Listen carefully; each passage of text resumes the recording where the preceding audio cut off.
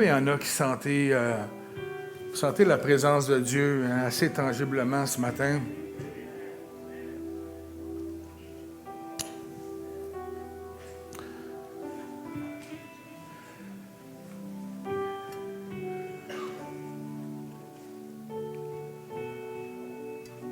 Regardez les noms du Seigneur, Yahweh l'Éternel, Rapha l'Éternel qui guérit, Elohim le Dieu créateur, Jireh l'Éternel qui quoi? Pourvoira. Adonai, Dieu souverain. Il y en avait d'autres aussi, hein? Je pense, Caro, il y avait d'autres noms. Qu'est-ce qu'il y avait aussi? Shaddai, Dieu tout-puissant. J'ai mis une note dans le début de mon message. Faisons attention de ne pas donner au diable plus d'importance qu'il le mérite. Regardez ça. Il est l'Éternel. Il est celui qui guérit. Es-tu malade ce matin? Es-tu malade ce matin? Y a-tu des gens dans la salle qui sont malades? Levez la main.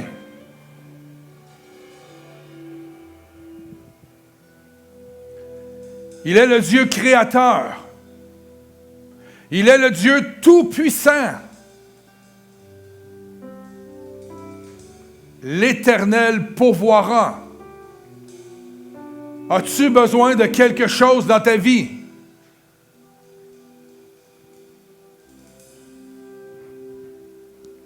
Il est le Dieu souverain. Ça veut dire qu'il n'y en a pas d'autre que lui. Il est le seul et unique. Et ce Dieu-là désire profondément dans son cœur, et on le voit à travers toute la parole de Dieu, de l'ancienne alliance jusque dans la nouvelle alliance, désire se manifester au milieu de son peuple.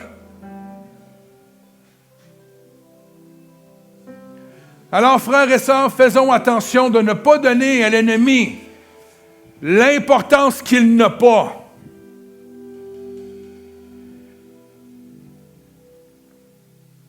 Pourquoi je dis ça? Parce qu'il y a une tendance, depuis plusieurs années, pas que dans l'Église Emmanuel, partout dans l'Église globale, de mettre la faute sur le dos de l'ennemi, alors qu'il n'a aucun pouvoir sur nous. Alors qu'il n'a aucun pouvoir, qu'il n'est aucunement puissant, dans le sens, il a sa puissance, oui, on le sait, mais il n'est rien de comparable à notre Dieu.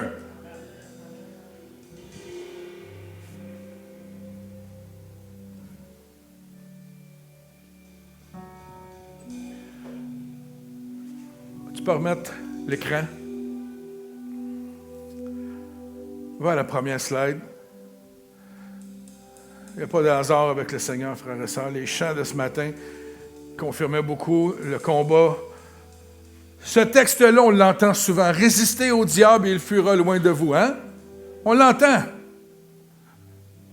Mais regardez l'ensemble du verset, qu'est-ce qu'il dit. J'ai fait exprès, vas-y à l'autre. Soumettez-vous donc à Dieu.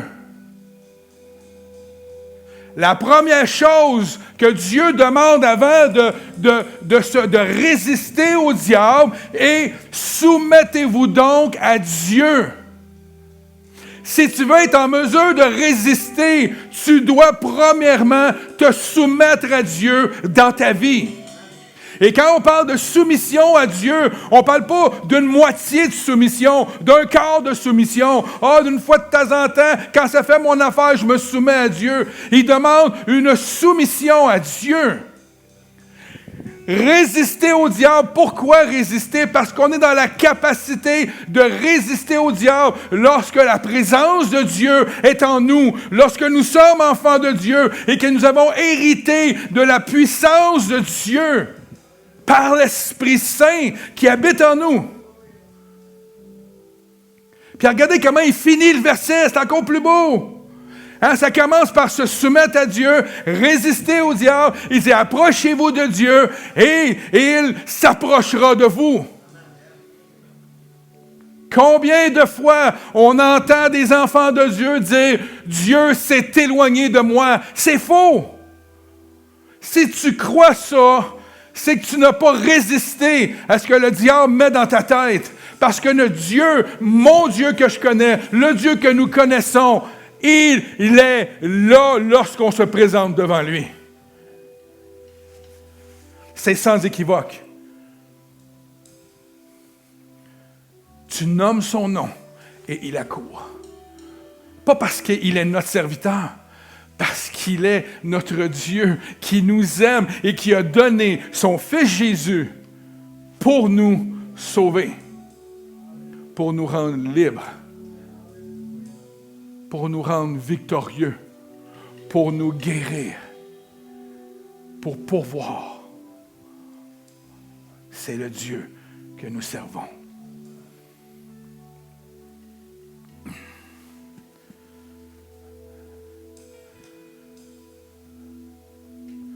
Toute la semaine, j'ai eu un combat spirituel très fort. Toute la semaine. Jusqu'à ce matin encore dans la louange.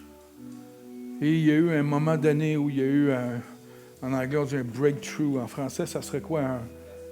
Une percée. Où on a senti l'Esprit de Dieu descendre. N'est-ce pas ce qu'on veut vivre à tous les jours? À tout moment, à chaque instant de notre vie.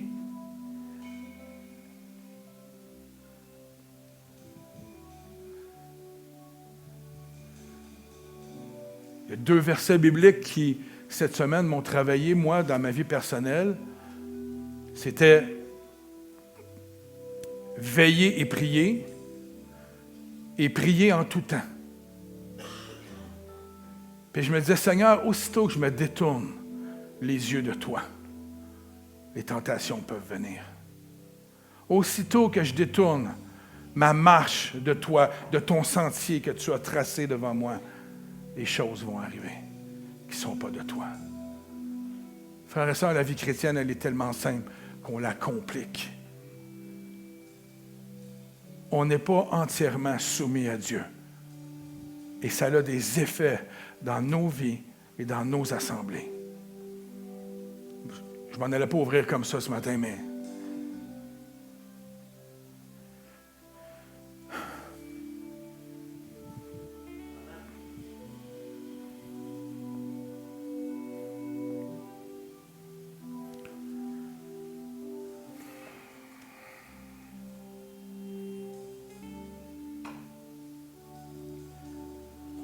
est-ce que c'est le désir de notre cœur de voir la présence de Dieu tomber dans un lieu comme ici?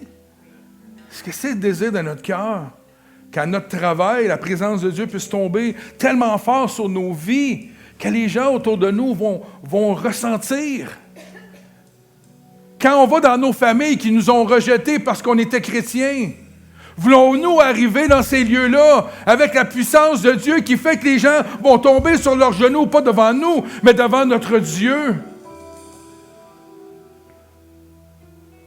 Voulons-nous marcher avec autorité, délivrer les captifs, libérer ceux qui sont opprimés? Si on veut cela, si on veut être l'Église, comme on dit, des premiers jours, on doit se soumettre à l'Éternel, notre Dieu, de tout notre cœur, de toute notre pensée, de toutes nos forces.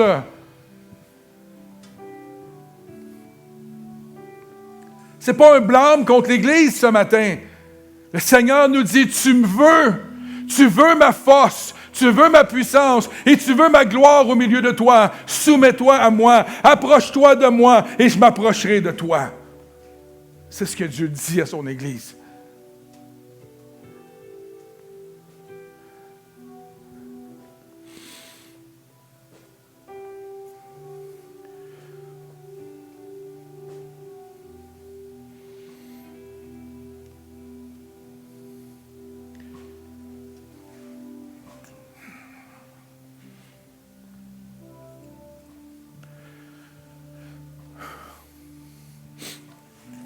Je vais remercier le groupe de louanges parce que le message va commencer. Est-ce qu'on peut remercier notre groupe de louanges ce matin?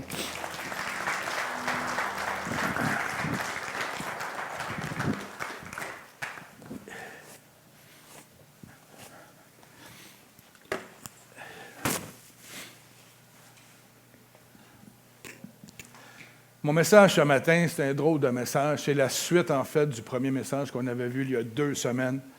Étrangers et voyageurs sur la terre. On va aller dans la deuxième partie aujourd'hui.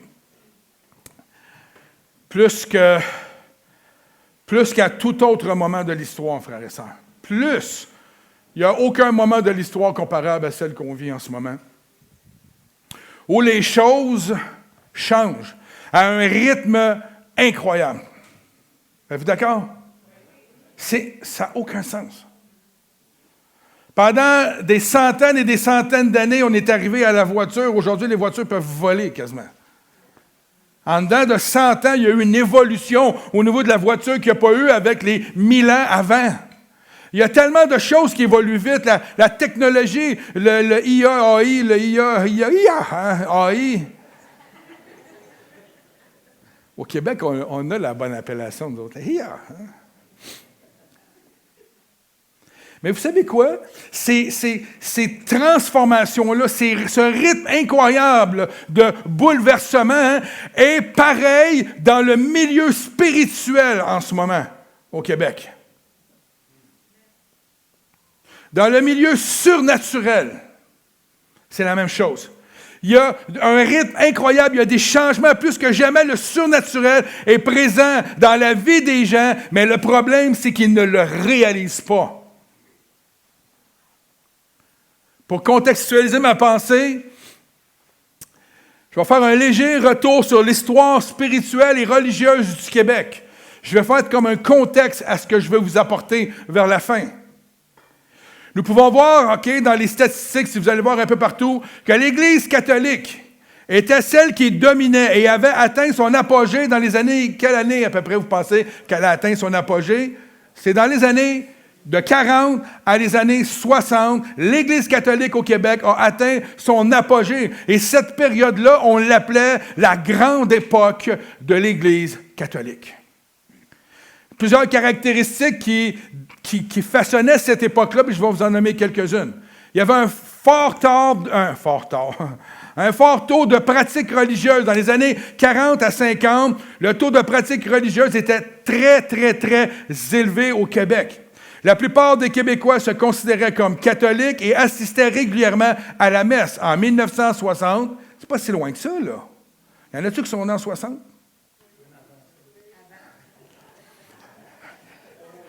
Il y en a-tu qui sont nés avant?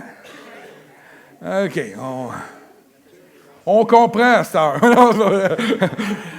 Mais en 1960, ça nous dit que 85%, hey, écoutez là, 85% des Québécois assistaient à la messe chaque semaine.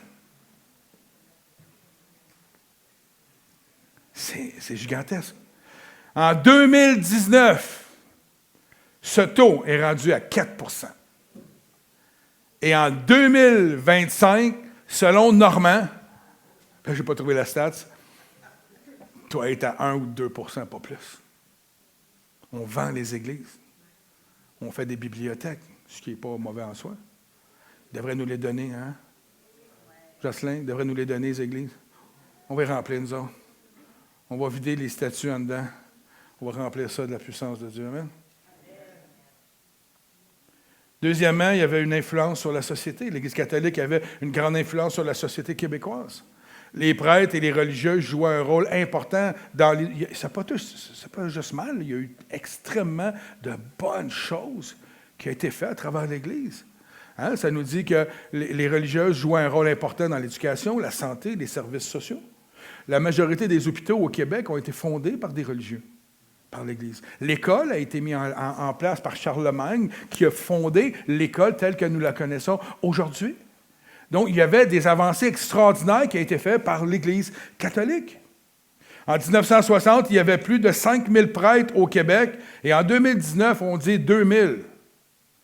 Moi, je dirais, selon Normand, statistique selon Normand, qu'en 2025, je ne sais pas comment il y en a, mais il y en a beaucoup moins. Et je me souviens d'avoir vu un reportage qui disait que le trois quarts des prêtres et des religieuses sont âgés aujourd'hui à la retraite. Il reste un minimum des jeunes prêtres ou des jeunes religieuses qui s'engagent dans la foi. Il n'y en a presque pas. Il n'y en a pas beaucoup.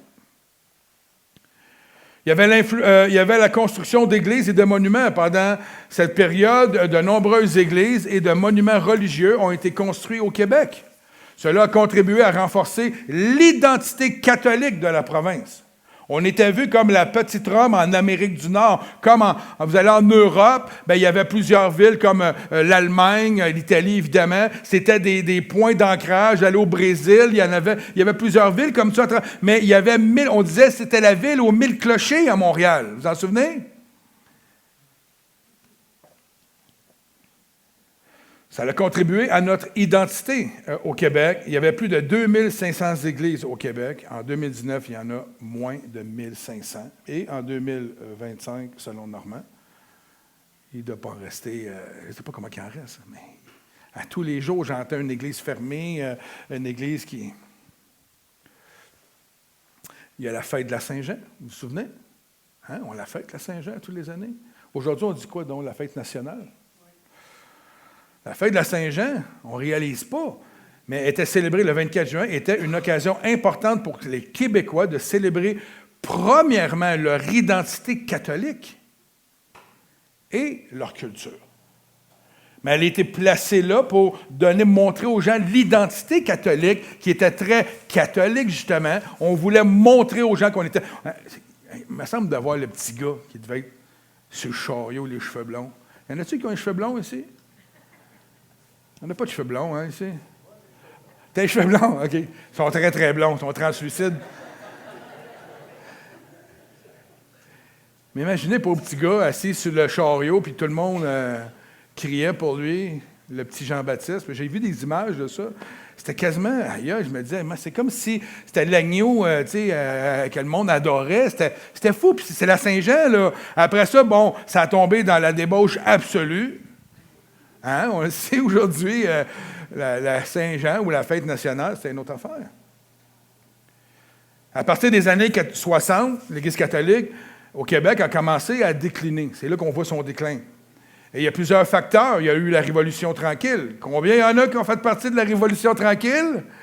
Tous ceux qui avaient dit 60 ans, là, vous êtes nés en 60, levez vos mains. La Révolution tranquille qui a eu lieu dans les années 60 a entraîné des changements importants dans la société québécoise. Je me souviens des histoires de ma mère. Comment elle me racontait, qui est née en 50, me racontait comment l'Église catholique, comment la religion, eux autres, les gens ne voulaient rien savoir de ça. C'était le mouvement Peace and Love.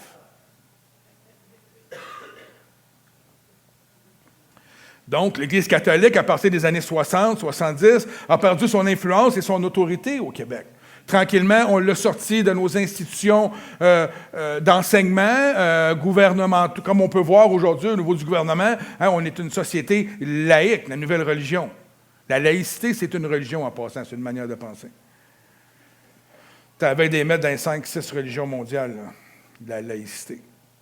Qu'est-ce qui est arrivé aussi? Il y a le déclin de la pratique religieuse. Le taux de pratique religieuse a commencé à décliner dans les années 60-70. De moins en moins de Québécois se considéraient comme catholiques et assistaient à la messe. Il y a eu plusieurs scandales et controverses. L'Église catholique au Québec a été touchée par des scandales, des controverses telles que les affaires de prêtres pédophiles et les abus de pouvoir, etc., etc. Elle a contribué, tout ça a contribué à un déclin tranquillement jusqu'à nous aujourd'hui. Aujourd'hui, l'Église catholique au Québec est en déclin avec un taux de pratique religieuse très bas et une perte d'influence sur la société. Cependant, elle continue quand même de jouer un rôle important dans la vie de nombreuses personnes et dans la culture ou dans la manière de voir les choses du peuple québécois. C'est encore ancré. La manière, ça a été des années et des années, c'est encore ancré en nous. Amen? Un fait important à noter, durant cette période, l'Église n'encourageait pas les gens à lire la parole de Dieu. C'était pas quelque chose qu'on instruisait. On ne disait pas aux gens, achetez-vous des Bibles. Là. Imagines-tu l'argent qu'aurait fait 85% des Québécois? Ils auraient vendu de la Bible, mais non. On n'encourageait pas les gens à lire la parole pour découvrir par eux-mêmes les vérités de la parole. Comme les réalités spirituelles, que la foi est un don de Dieu, que le salut ne se mérite pas et qu'il est gratuit. Et on se procure le salut, pas par des actions ou quoi d'autre, c'est par la grâce uniquement, par la foi en Jésus-Christ.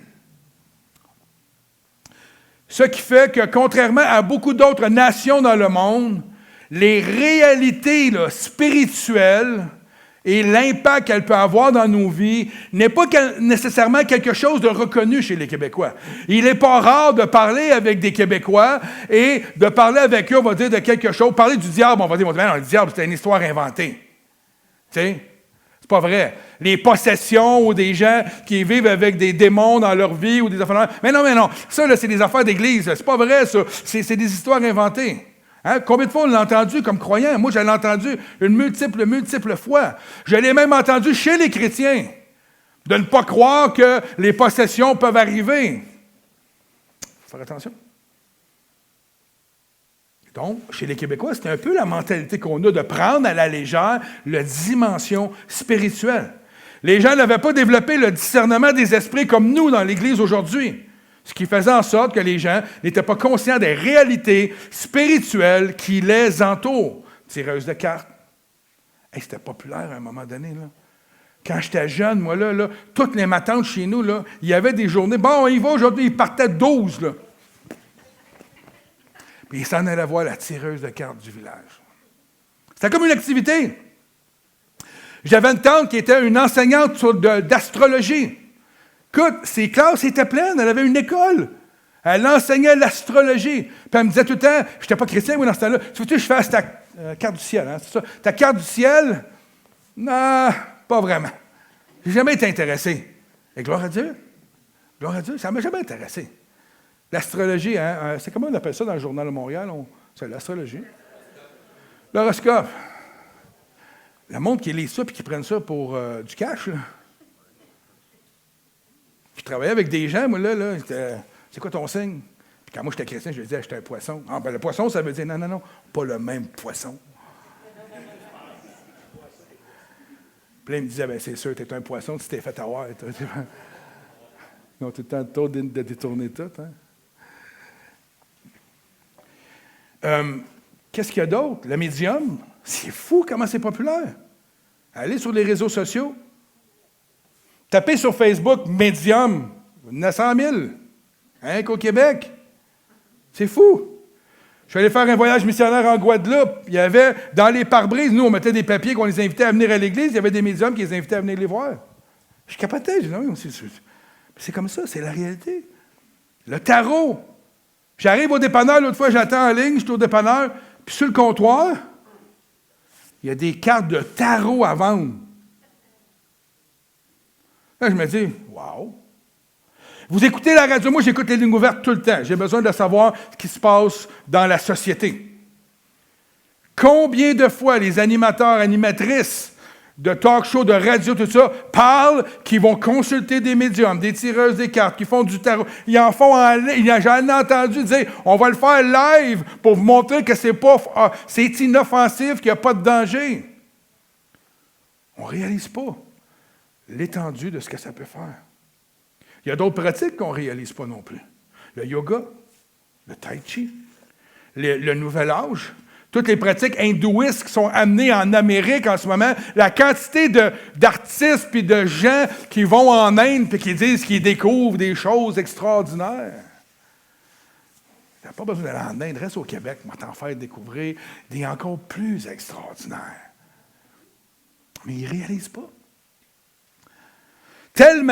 On réalise tellement pas que l'héritage d'aujourd'hui est que les gens ne se méfient pas des cultes étrangers et des réalités spirituelles qui les entourent. Les gens ne portent pas attention à ça. Pour eux autres, c'est inoffensif.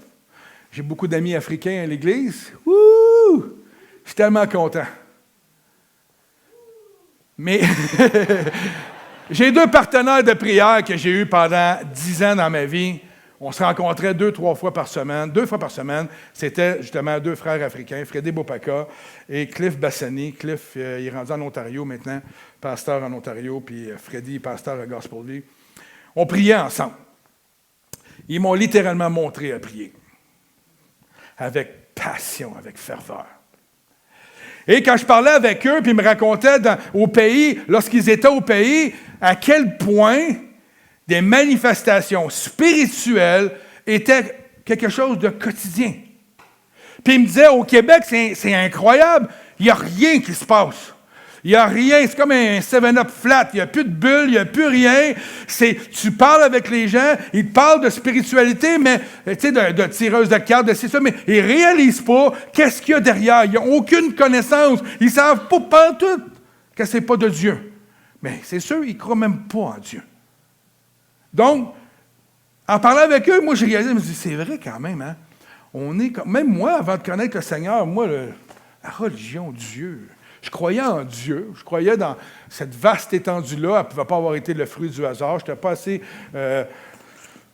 insensé, c'est un autre mot, mais insensé, pour croire qu'on venait d'une grenouille ou d'un singe. Moi, je n'y croyais pas, de toute façon, je n'ai pas de l'air d'un singe. Comment il y en a? Il y en a. Je peux me tenir comme ça, si vous voulez.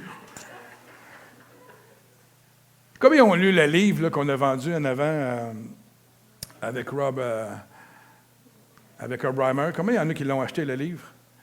L'avez-vous tout lu au complet? OK. Connaissez-vous Scooby-Doo? Dans la dernière section du livre. Pour les plus vieux, ceux qui sont nés en 70, y en a-tu? OK. Mario? Il y en a un autre. Bon, OK, on est quelques-uns. C'est notre époque, ça, Mario, même un peu avant. Même, je pense que ceux qui sont nés dans les années 60, c'est peut-être votre... Non, c'était pas ça, c'était plus nous autres. C'est la génération X, la plus belle. Hein, c'est pour ça qu'ils nous disent, on met un X sur votre génération. Pff, ça ne servait à rien. C'était comme ça à l'école, hein? Moi, j'allais voir l'orienteur, puis il me disait, t'es quel âge? Je disais, t'es dans la génération X, toi. Écoute, il n'y aura pas d'ouvrage pour toi. Il me disait ça. Hein? Puis savez-vous quoi? C'est la génération X qui a créé les ordinateurs, qui a créé l'Internet, qui a créé tout ça. Quand même pas peur. C'est débrouillé, hein? En tout cas, bref.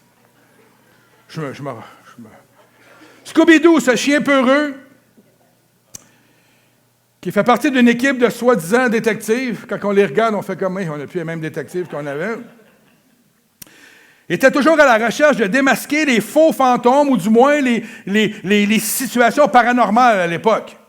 Leur rôle était de démontrer que derrière ce qui semblait être un fantôme ou paranormal ou surnaturel, se cachait une personne avec des effets spéciaux, hein, afin de faire peur aux gens pour différentes raisons. Pour avoir une maison, il y avait tout ça pour avoir l'héritage d'un mononcle qui avait laissé une maison, puis la maison valait cher, mais la maison était hantée, fait que là, il ne pouvait pas... En tout cas, bref, je ne vous raconterai pas toutes les histoires, mais... Donc, à cette époque, non lointaine des années 60-70, plus 70, derrière chaque phénomène surnaturel, apparemment, se trouvait une explication naturelle. Ce qui semait probablement dans la pensée populaire que le monde surnaturel, n'interagit pas vraiment dans le monde naturel. Par contre, dans les années 90, dans les nouvelles versions de Scooby-Doo, les nouvelles versions ont commencé à démontrer le contraire. Les fantômes étaient vraiment des fantômes. Et quand j'ai lu le livre, j'ai fait comme je m'en souviens. Je me souviens du moment où il y a eu un changement. Mais ce qui était très paradoxal à cette époque-là, c'est que les fantômes qui faisaient peur aux gens puis qui étaient méchants, quand nos fameux détectives les découvraient, ils s'assoyaient avec lui puis ils jasaient avec. Hein? C'est un peu bizarre, hein? On parle de pas de fantômes, on jase avec. Mais non seulement il jasait avec, mais il essayait de le convaincre d'être gentil. Deviens gentil, fais pas peur aux gens, tu vas pouvoir cohabiter avec eux autres, puis il n'y a pas de problème. Encore une fois, on est en train de comme banaliser un peu le spirituel. Ah, il y a des fantômes, il y a des esprits, mais ils sont gentils. Donc, on grandit dans cette ère-là, en Amérique du Nord, que le spirituel est soit pas vrai ou soit inoffensif, gentil. Il n'y a jamais de dégâts rattachés à ces choses-là. C'est avec ça qu'on grandit. Il y a des chasseurs en ce moment. J'ai vu une émission une fois, ça fait une couple d'années, des chasseurs de fantômes. Ils rentrent dans des maisons, puis là, ils ont des testeurs, là, ils ont des machines, puis là, ils entendent, puis là, ils voient des images. Ils ne croient pas, mais ils les chassent.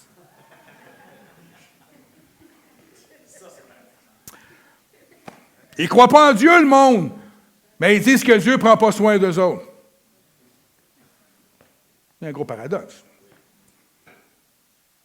Une citation que j'ai beaucoup aimée de M. Rob Reimer qui dit ceci: l'Église doit retrouver une vision du monde surnaturelle et elle doit retrouver son autorité pour libérer les captifs.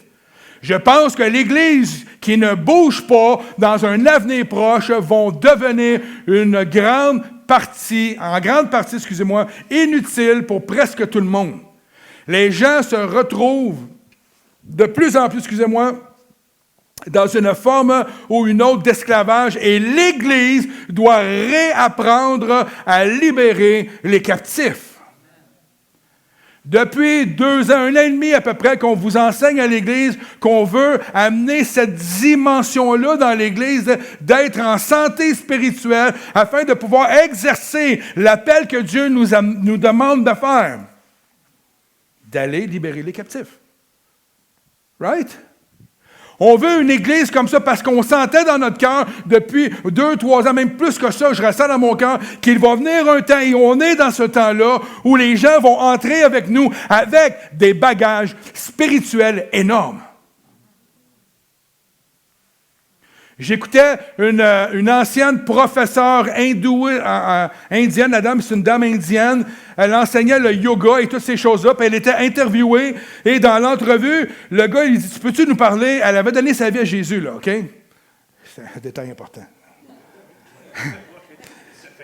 Oui, c'est ça.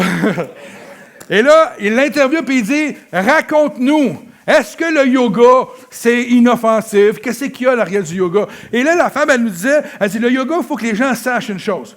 L'objectif du yoga, OK, c'est de vider son âme, vider son esprit. Tu sais, c'est de se vider. C'est d'aller à un point où tu t'en vas et tu te vides de tout, le stress, l'anxiété, toutes les bébelles pour te vider et entrer en connexion avec toi-même.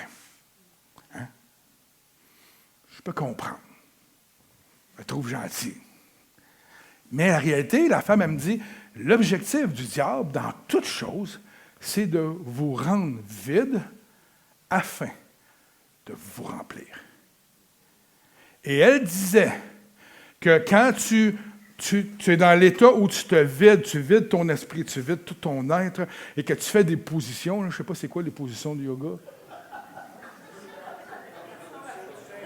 Non, mais ça, c'est celle que quand elle est sur le 400 mètres, là, à 4, là, elle donne la tag à l'autre, là, puis elle prend son... Mais la personne enseignait qu'à chaque fois que tu prends une position en yoga, tu es en train de faire une incantation à un faux Dieu, et à partir de ce moment-là, tu lui ouvres la porte pour qu'il te remplisse de sa personnalité. J'avais une femme à l'église Évangile qui nous avait parlé de ça parce qu'elle venait du Sri Lanka. Puis elle dit, Sri Lanka, le yoga est populaire, c'est très, très... Puis elle dit, c'est exactement ça. C'est que tu vides pour laisser remplir. Regardez bien pourquoi je vous dis ça. Les Québécois ont tassé l'Église catholique.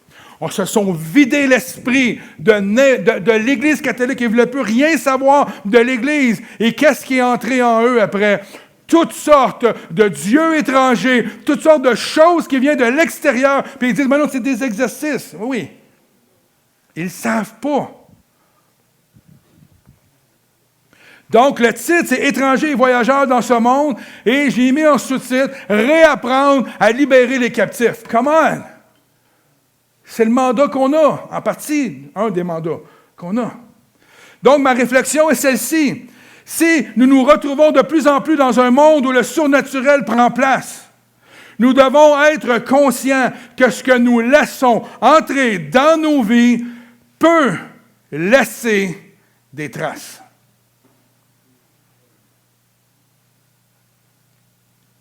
Je parle aux chrétiens.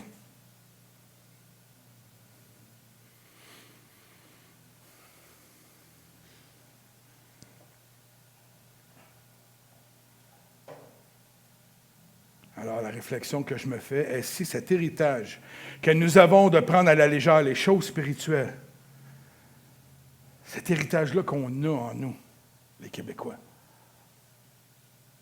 pourrait-elle avoir un impact sur l'Église de Christ aujourd'hui? Est-ce que par... Le tableau, ma question n'est pas bien écrite. Est-ce que parce que nous sommes... Est-ce que parce que...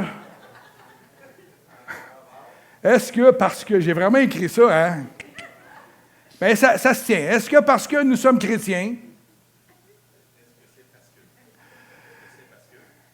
Est-ce que parce que nous sommes chrétiens? Écrivez-les, ça va passer dans les moments forts de citation. Mettez sur Facebook, le pasteur Normand écrit, est-ce que parce que... Est-ce que parce que... Je ne suis pas capable de le dire autrement. Est-ce que, à cause de ça...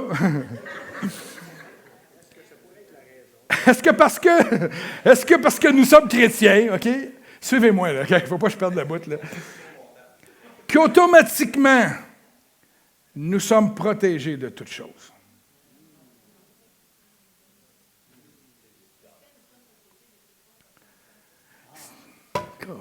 Il est temps, Cassie. On prêchait à deux, je vais te donner mes notes. Des fois, j'écris ça tard. Hein. Merci. Vous avez compris, hein? C'est l'important. Moi, j'ai marqué, bien sûr que oui, on est protégé de toutes choses, dans le sens que rien ne peut atteindre un enfant de Dieu, écoutez bien, sans son consentement.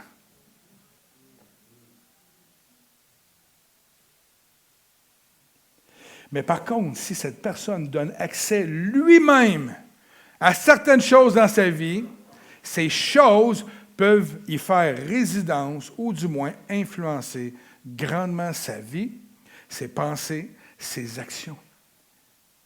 Alors, se peut-il que le manque de puissance de Dieu au milieu de l'Église, le manque de puissance de Dieu dans la vie du croyant soit relié à ces choses-là, que nous laissons entrer dans nos vies par insouci, je ne sais pas, parce qu'on pense qu'il n'y a pas de danger, c'est pas grave. Je vais vous conter un fait, en tout cas, moi je vais vous le conter. J'ai un ami impliqué énormément dans l'Église pendant des années, lui et sa femme. 3 enfants. Ils aimaient se faire des soirées de films d'horreur. Ils écoutaient tous les semaines là, des soirées, des films d'horreur. Puis là, ils me disaient des titres, puis j'allais voir ça. Des fois, je faisais comme, my God, tu sais, moi, je me souviens, quand j'étais jeune, on avait les 24 heures du 10. Vous vous souvenez de ça? La nuit, il y avait des films d'horreur. Moi, je n'étais pas capable. Amityville, puis Ami Saint-Jacques, Ami Joliette. Non, j'aimais pas ça. J'aimais pas ces films-là. J'ai jamais aimé ça. Mais lui, il me racontait que, écoute, il se faisait des lunchs, il écoutait ça en boucle, il en écoutait tellement, puis c'était... Puis à un moment donné, le Saint-Esprit m'avait parlé, puis on était ensemble, parce qu'on était impliqués ensemble dans certaines choses, puis j'avais dit, écoute, il faut que je te dise, j'ai de quoi sur mon cœur. Le Seigneur t'a dit de mettre de côté ces choses-là. Tu n'as pas besoin de ça dans ta vie, parce que tu es en train d'ouvrir des portes dans des milieux que tu ne soupçonnes pas. Puis écoute, il s'était moqué de moi, puis... Bon, correct. Pas en train de dire qu'à chaque fois que tu regardes un film d'horreur, qu'il y a de quoi qui rentre dans ta vie. C'est pas ça que je dis. Mais dans son cas, eux autres, c'était pas comme, écoute, un film d'horreur. Non, là, c'est comme une tradition, une habitude, quelque chose qu'ils faisaient de façon... tu sais, on parle pas de Freddy avec ses ongles longs, là. Moi, c'est pas trop énervant, mais il y a des affaires qui sont très dark, là. C'est très, très, très spirituel et c'est tellement vrai, c'est tellement proche de la réalité. Anyway, fait que j'avais parlé avec ce frère-là, puis j'avais dit, écoute, je pense que... Et pas longtemps après, lui, il n'a rien voulu savoir de ça. Au contraire, c'est comme s'ils ont augmenté. Puis là, sa fille a commencé à s'habiller gothique, puis l'autre a commencé... Tu sais, il y a eu tout un héritage rattaché autour de ça. Puis à un moment donné, le couple s'est divorcé. On a fait comme, voyons, c'est le plus beau couple qu'on connaissait au monde. Ils sont divorcés. C'est peut-être pas relié à ça. Je ne suis pas en train de dire que le divorce est relié au film que tu écoutes. Mais non. Pas longtemps après, ces enfants ont commencé à tomber dans l'occultisme, ont commencé à faire de l'art occulte, ils ont commencé à faire toutes sortes de choses dans leur vie, et à un moment donné, les enfants ont arrêté d'aller à l'église, il y a une fille qui a continué d'aller à l'église sur les deux autres non, et eux-mêmes, qui étaient des leaders très influents dans l'église, ont abandonné l'église, et ont des vies, toutes sortes de vies, une a un studio de yoga avec des affaires, l'autre, tu connais, mais... Est-ce que c'est le résultat de ça? Je ne peux pas dire oui. Mais en même temps, si le Saint-Esprit avait mis en mon cœur d'aller voir mon frère, et dire, gars, je pense que tu devrais considérer de mettre ces choses-là de côté, je pense qu'il y a un fond de vérité dans ça. Amen?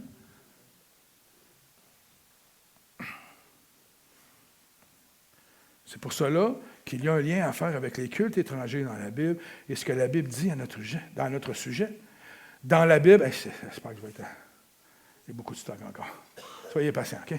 Dans la Bible, les chrétiens sont souvent décrits comme étant des étrangers ou des voyageurs sur terre.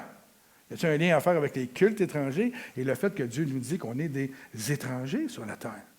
Je me suis posé la question, moi.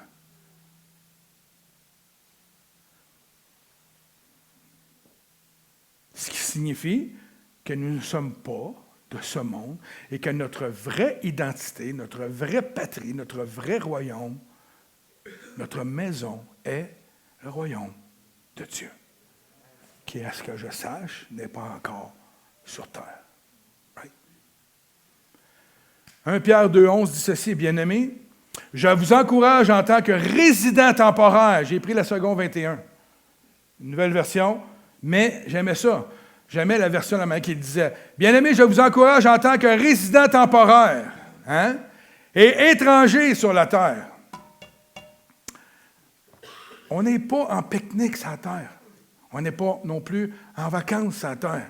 Ce n'est pas non plus notre résidence première. Ce n'est pas dans cette résidence que nous devons bâtir les choses et bâtir notre retraite. On doit bâtir notre retraite pour l'éternité.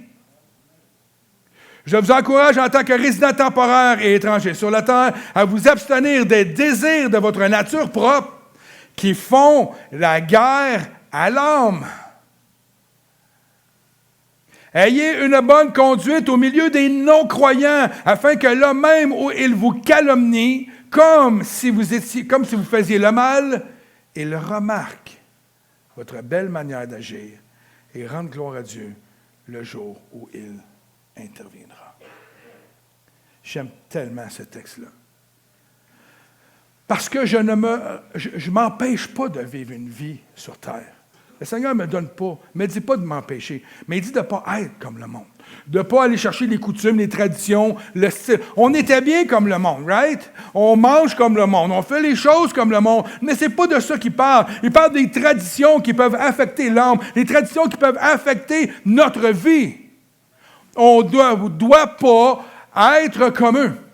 Et même si les gens se moquent de moi, combien de fois des gens m'ont dit « Ah, mais toi, tu es tellement pogné dans ton affaire de religion. » Ils restent qu'en secret. Ils regardent ma vie. Puis je suis sûr qu'ils sont... J'aimerais ça, avoir sa vie. C'est drôle. J'ai une épouse. Je l'ai depuis... Je l'ai... Comme si... Comme ça m'appartenait. Elle m'appartient dans le sens qu'on est devenu une seule chair, right? Je me reprends, là, OK? Mais je suis avec la même femme depuis 35 ans. Ça fait 35 ans que mes relations intimes sont avec cette femme-là. J'ai des amis qui n'ont eu 42 femmes pendant ce temps-là. J'exagère, là.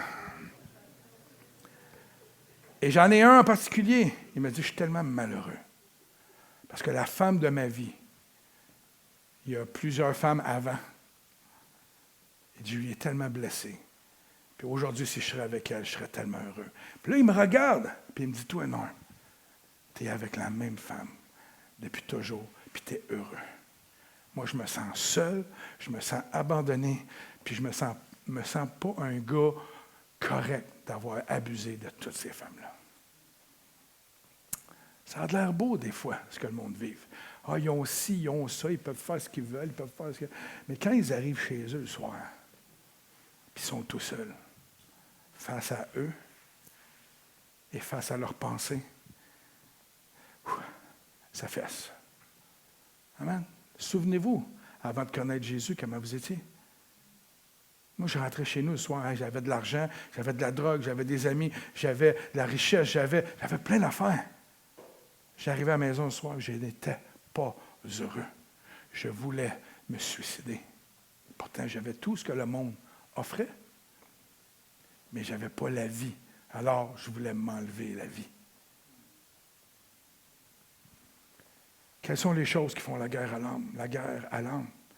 Écoute, il y a une liste infinie de choses. Mais pour certains chrétiens, ce qui fait la guerre à l'âme et à la chair de un n'est pas la même chose pour l'autre. Hein? C'est vrai, hein? Puis c'est souvent l'expression que moi, mais ça c'est correct pour moi. Moi, je suis correct. Pour l'autre, pour lui, si c'est pas correct, c'est pas correct. C'est vrai. Mais on oublie un petit peu qu'en même temps, la Bible nous parle de ne pas être une pierre d'achoppement pour mon frère et ma soeur. Romains 14, j'ai pris celui-là. Vous prenez la note en Romains 14, 13. Alors, si une chose pour toi est correcte et que pour ton frère ne l'est pas, tu devrais t'abstenir. Hein? Ça fait sans ça? Mais pensez-y. Puis là, je me suis mis une note ici. Tu devrais au moins t'abstenir en sa présence. Right? Mais moi, j'allais pousser ma pensée plus loin quand j'ai donné ma vie. Pas quand j'ai donné ma vie à Jésus, mais quand le Seigneur m'a appelé au ministère, j'ai décidé, il y a des choses dans ma vie que je ne fais plus aujourd'hui, puis je ne le fais plus pantoute, parce que je veux être un témoignage. C'est ma décision. Je n'ai jamais imposé ça à l'Église où que j'étais, peu importe avant et aujourd'hui, je ne l'imposerai pas. Il y a des choix dans ma vie que j'ai faits parce que je veux être irréprochable le plus possible. Même si je suis réprochable à bien d'autres égards probablement, mais je veux être le plus possible irréprochable. Et pourtant, je pourrais faire ces choses-là quand mes frères et sœurs ne sont pas là. Mais moi, je me dis, tant qu'à faire, je le fais ou je le fais pas. Je suis comme ça ou je le suis pas. Je ne peux pas être comme ça avec un et comme ça avec l'autre parce que c'est beaucoup plus difficile. J'ai décidé de ne pas être cette pierre d'achoppement. Pour certains dans l'Église. La Bible a dit pour ceux qui sont plus faibles, mais ce n'est pas nécessairement de la faiblesse. C'est qu'on a tous des arrière-plans différents, avec des douleurs différentes. En même temps, on ne parle pas de choses banales de la vie. Mange pas du spaghetti. Moi, j'aime pas ça, le spaghetti, tu ne peux pas en manger. C'est pas ça qu'on parle. Non, mais je ne veux pas qu'on devienne ironique dans nos affaires parce que j'en ai déjà eu des commentaires comme ça. Ah, mais là, si quelqu'un n'aime pas le spaghetti, moi, j'ai pas de manger. Parce que... Mais non. Je parle d'impact spirituel sur la vie des gens qui nous entourent. On a une responsabilité envers nos frères et nos sœurs dans la foi de les édifier dans leur foi.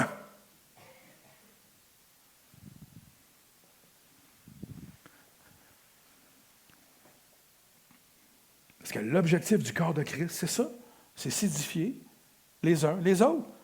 L'objectif de l'Église, c'est de s'édifier les uns les autres. Sinon, on n'a pas besoin d'Église. À quoi d'autre qu'à sert que de s'édifier les uns les autres en vue du ministère? C'est ça que la parole dit concernant les 5 dons. Et tout le reste aussi. Les paroles prophétiques le dimanche matin sont données de la part de Dieu en vue d'édifier le corps de Christ.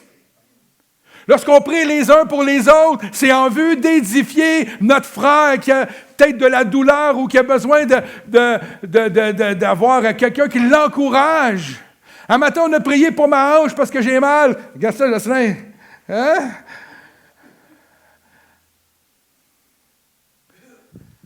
Vous comprenez ce que je veux dire?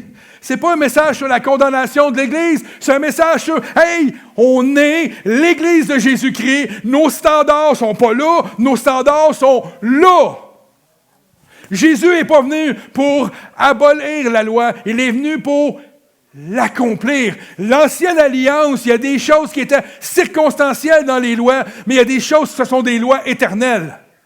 Les coutumes et les traditions de cette époque-là, de ne pas laisser entrer les dieux étrangers à cette époque-là, sont encore les mêmes aujourd'hui. Ce sont des lois éternelles. Et réalisons une chose. Souvent, les gens utilisent l'Ancien Testament pour se donner des libertés dans le Nouveau Testament. Jésus dit dans Jean 1 qu'il est la parole. Right? C'est ça qu'il dit?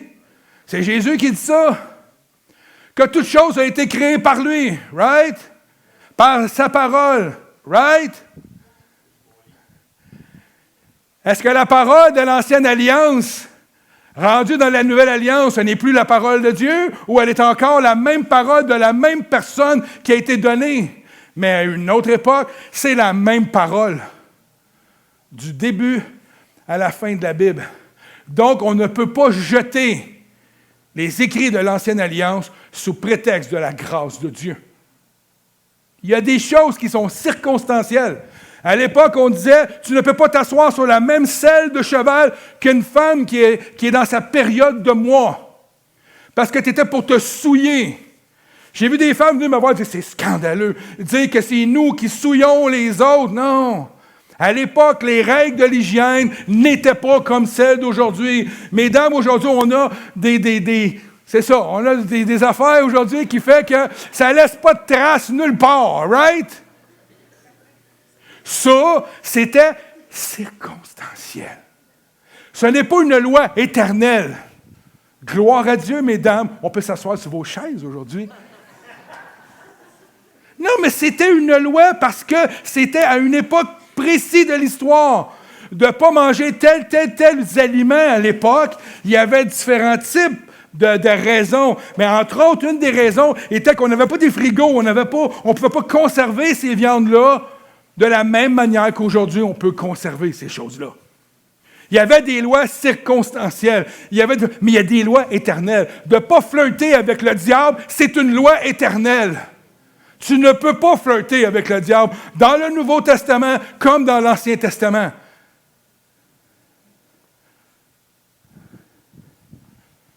Ça fait-tu du sens ce matin?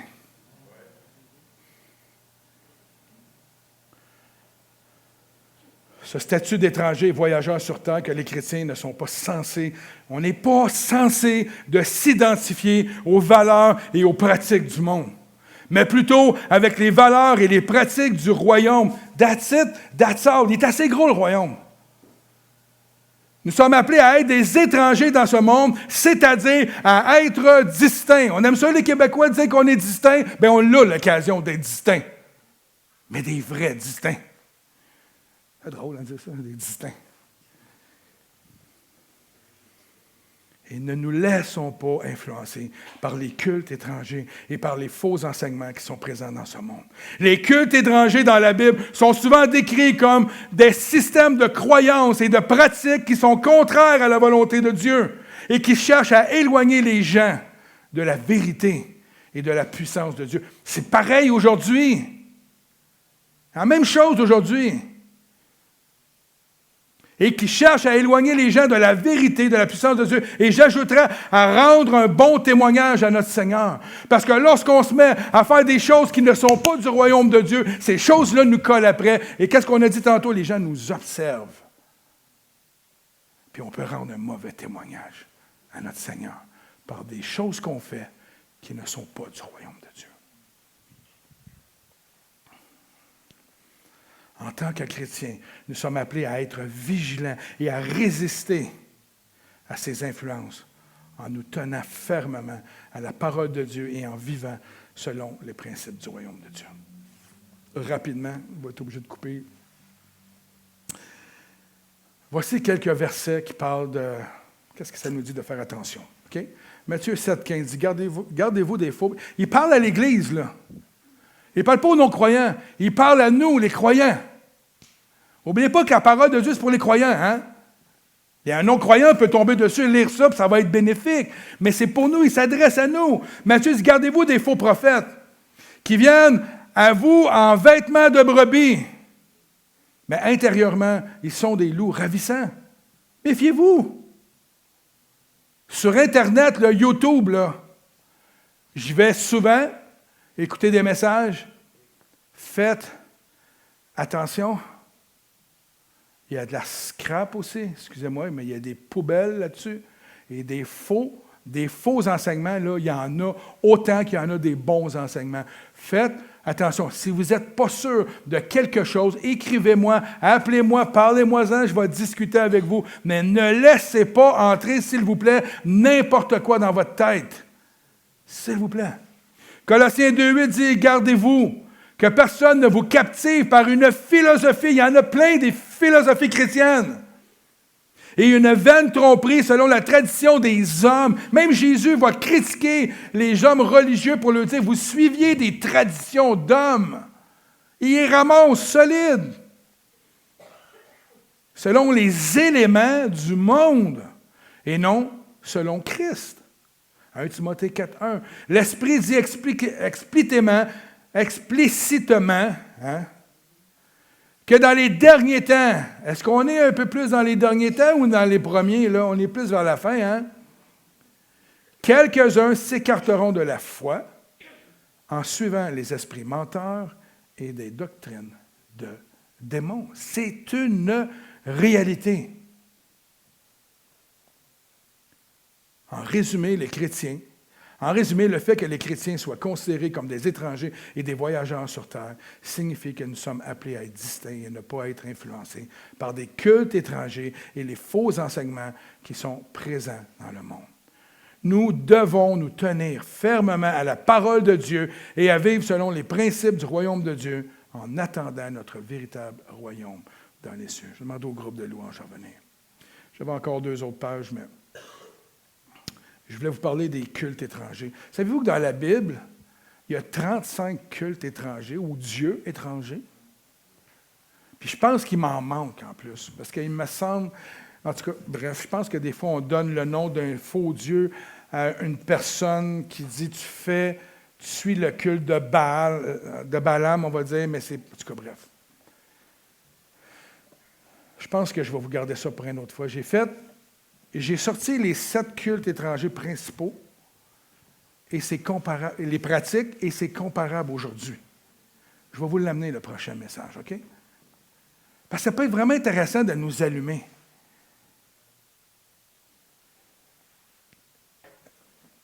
J'avais vu que dans certains pays du monde, Moloch, qui était un dieu étranger, où on sacrifiait des enfants, on les brûlait vifs. Puis aujourd'hui, si vous regardez qui sont les premiers à être, c'est nos enfants. Il y a la porte de Moloch qu'on appelle. C'est comme une, comment on appelait ça? Ceux qui voyageaient dans le temps, il y avait une porte là, à un moment donné, là, un rond, là, puis le monde passait dedans, il pouvait voyager dans le temps. Là. Il y avait une émission sur ça, en tout cas, bref. Mais une porte de Moloch, si vous le voyez dans les Écritures, elle est là aussi. Et partout dans le monde, il y a des villes qui mettent... À New York, il y en a une. Il y en a dans différents pays très influents dans le monde. La porte de Moloch, comme pour laisser entrer. On ne réalise pas l'ampleur. Cette porte-là avait été mise en place pour comme donner accès au divin Moloch, si on veut, ou à ce faux Dieu d'entrer dans ta ville. C'est comme si tu ouvrais la porte tout grande ouverte parce qu'il n'y a pas de volet à la porte. La porte est ouverte. Et il y a des pays dans le monde, des villes dans le monde influentes qui ont installé ces portes-là et les gens vont visiter ça puis ils prennent des photos. Le monde banalise les choses.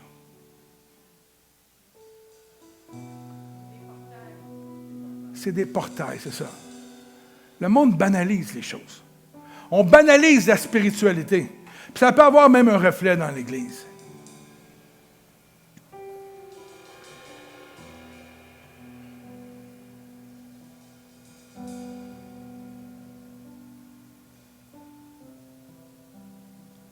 Les cultes étrangers, frères et sœurs, sont associés directement à des pratiques idolâtres. Parce que les choses qu'on fait, qui semblent anodines, mais qui faisaient partie d'un culte étranger, étaient faites à l'époque pour idolâtrer leur faux Dieu.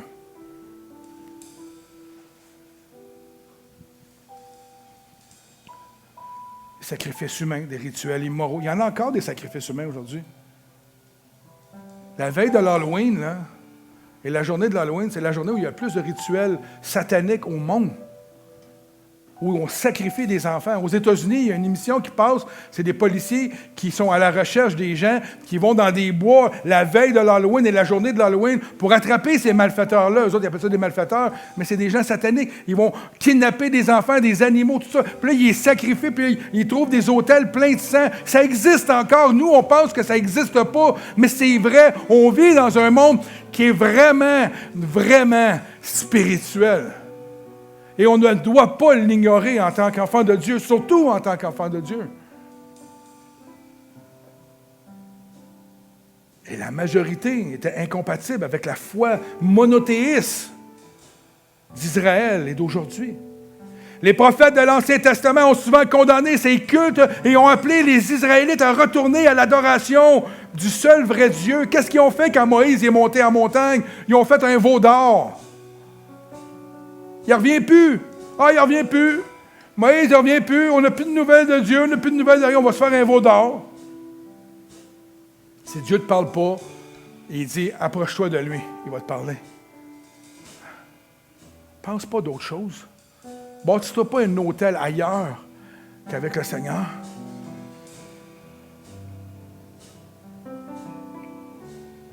Jésus lui-même a condamné les pratiques des cultes étrangers dans le Nouveau Testament. Il y a plusieurs versets, mais je vais vous ramener celui-là.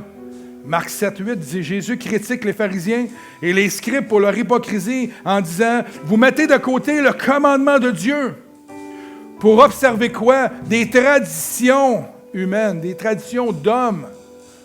Ouais, mais c'est rien que des traditions. Non. Il y a une origine à la tradition. Puis il ajouta, vous réussissez parfaitement à mettre de côté le commandement de Dieu pour établir quoi? Votre propre tradition. Alors ce matin, ma réflexion était simple. C'est compliqué tout ce que j'ai dit là. Je ne sais pas.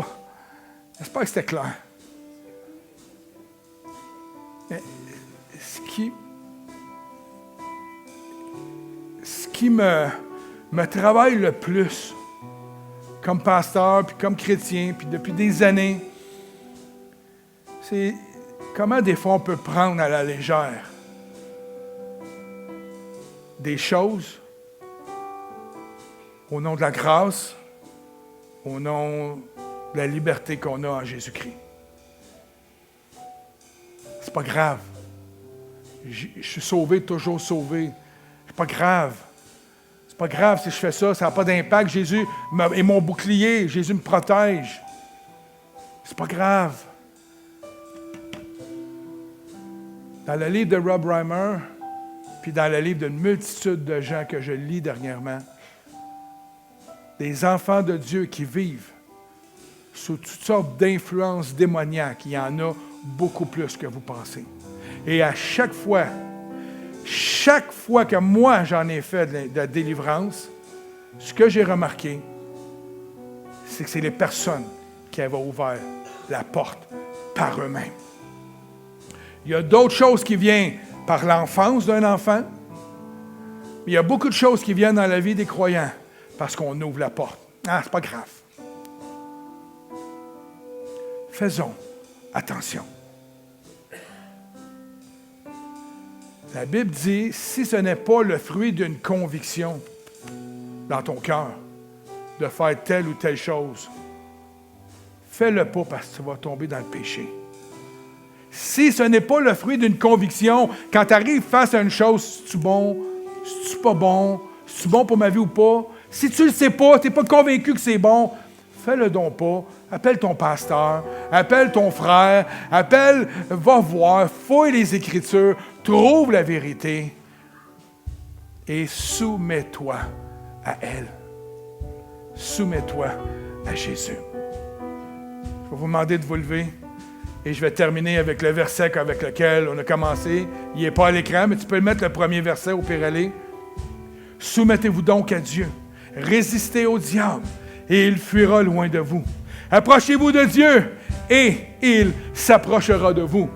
Ça, là, ça devrait être gravé sur notre cœur, gravé à tous les jours dans notre porte-monnaie. Ça devrait être sur notre ordinateur. Ça devrait être partout, souligné dans nos vies. Soumettez-vous à Dieu. Ça veut dire sa parole. Résistez au diable et il fuira loin de vous. Approchez-vous de lui et il s'approchera de vous.